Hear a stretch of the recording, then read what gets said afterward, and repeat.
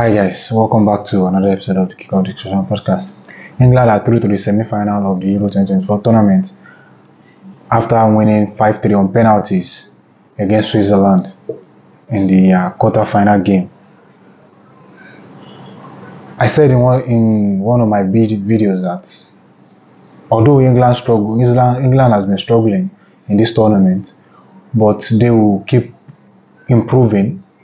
And there are lots of improvements in this game, and there are lots of positives to take out from this game. And I think they are growing from strength to strength, from the group stage into the knockout stage. And I believe that with their progression, I think they will be able to progress into the finals if they play the way they play today. For me personally, I think the lineup also play a major role in their progression into the semi-final, and I will commend the manager for the changes he made with his lineup and how he planned to approach this game. Well, let's take a look at how England played in this game and what makes that difference for them this time around. Yes, well, this time around there are a lot of changes in England squad as well, because there are some kind of formation that has been trending. I would say that has been trending in this European Championship so far, which is adopting the three-man defense. England set up in a 3-4-2-1 shape, and as well, Switzerland also set up the same way. What I think made the difference for England this time around was that control they have in the midfield, especially in the first half. Whenever they lose the ball, with the emergence, with the combinations of Declan Rice and Kobe Mino in the midfield, they were able to retrieve the ball as quick as possible, and that gives them that control in this game. For me, when you take a look at how England approached this game, I think what makes the difference for them and how they've played so far, they were able to play in between these channels here. They were able to play in between these channels, something that has been their problem since the beginning of this tournament. They have not been able to play in between these half spaces. They have not been able to play in between these half spaces. However, this time around, this changes tremendously for them, and they were able to play in between those half spaces, and that makes that difference for them. And they were able to attack the Swiss. They were able to attack them quite well. For me, I think, as I said earlier, what they need to do that could improve them is looking for that player who could step up and be that creative mind in this area of the pitch. If they did not set up their striker, which is Harry Kane, in a situation where he has the ball, I think what England need to do this time around in their next game is look for that creative player who could actually play in this zone. And I think that Jude Bellingham is capable of playing in this area. He's capable of doing it.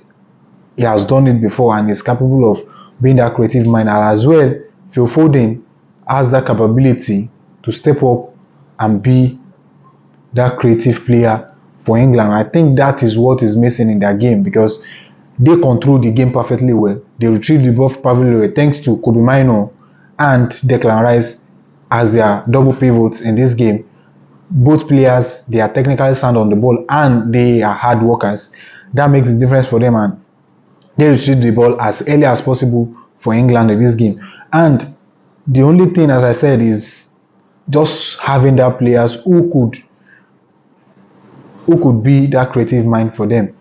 Bukayo Saka, on the other hand, had a fantastic game, and he had a good game he beat his man more than 3 or 4 times in the game, and he provided good crosses into this area of the pitch and into this area of the pitch as well. And I think if Harry Kane had positioned well, I think he has every opportunity to actually bring something out of this game and score good goals for England. But I will not blame him, because there are times when you did not have that opportunity and you did not have that creative player who could actually set him up on goal. I think that is a shortfall in their team, and I think their manager will look on how to improve on this, specifically for their next game, because it is a crucial game if they are to get into the final of the tournament. So far, for me, their progression from what we've seen, was quite stunning. Their progression from what we've seen is quite stunning, and they have they've proved everyone wrong that they can actually do it, and they have done it this time around. Forget that they won on penalties. They did what they had to do to win, and I will give credit to each and every one of them. However, their three-man defense were solid, and they did their best to actually put England in the game.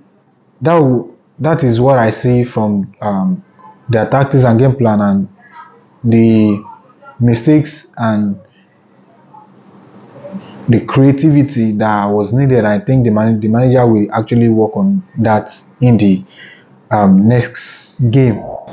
As I've said in the analysis of the game, I think there are little things that are left for England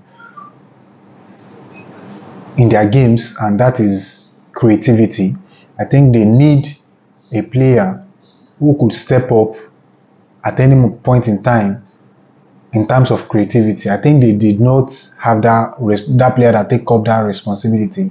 For me personally, I think Jude Bellingham should have been the player who will be that creative mind behind their game. However, I think since the beginning of this tournament, he has been struggling. From my own perspective, from my own point of view, and he has not really been that spark for England in terms of creativity. And as well, they have the likes of Phil Foden, who as well is a very, very good and technically sound player who can create for them as well. And I think the way their creative thing is going with England, that is major reason why they are not actually scoring a lot of goals. If they have that player who could step up and do the creative job for them, I think they have that capability to score teams 2, 3, or 4 goals in every match they play, because they have those technically sound players who could actually make those difference for them. However, there have not been a single player who has stepped up and create like 4, 5 goal scoring chances in a game for England, and that has been their shortfall. And I think if you do not have players and put your striker in a situation where he can actually be one-on-one with the goalkeeper and score goals for you, I don't think it will be a good tournament for them. But so far, they have proven so many people wrong with their performances, and they have stepped up and they have grown from strength to strength. For me personally, in this game, I will give the credit to Bukayo Saka, because he has been that important player and he has stepped up for England in this game. When England conceded that first goal in the 75th minute, the way they considered that goal was so ridiculous, and I think from my perspective that goal was avoidable. However, when I was kind of looking at how they are going to equalize, Bukayo Saka stepped up and he actually gave them that equalizing goal that they needed to keep on fighting. From the first half, Bukayo Saka created some chances, and from the right wing, he had a fantastic game. And he was that spark for England in this game from my own perspective, and I believe that the likes of Kobe Mino and the pairing of Kobe Mino and Declan Rice as well has been a positive impact for England so far since they have been pairing both of them together, and that has brought a lot of balance to their midfield. For me, if they continue like this, I think they will get to the final, provided if they have that player who could step up and be that creative mind for England. And I think they will actually look into that area and improve on that in the next game. I would love to commend their manager as well, because there are a lot of criticism. There are a lot of people. There are a lot of criticism for him and the players by the English media, by the fans. However, they've stepped up to prove everybody wrong. And despite the fact that they've had a terrible tournament to forget so far, and they are still in the semi-final, I think the manager deserves credit for what he has done so far. I think he deserves credit, and you need to just give him his flowers for what he has done, because he did not let the criticism put him down, and likewise the players. I will commend all of them for what they have done, and if they had allowed the criticism to get into their head, I don't think this game would have been worse for them. This game would have been worse for them, and I think that they did well in this game, and they dominated for majority of the game. And that makes that difference for them in this game. Well, let me know what you think about the way they play, and do you think they can actually get to the final of the European Championship this time around? Thank you very much for your support. If you are new, please kindly like, share and subscribe, and if you are already here, please kindly smash the like button to support me, and drop your comments in the comments below. I want to know your mind. I want to know what you think about this England team. I will see you in another episode, and bye for now.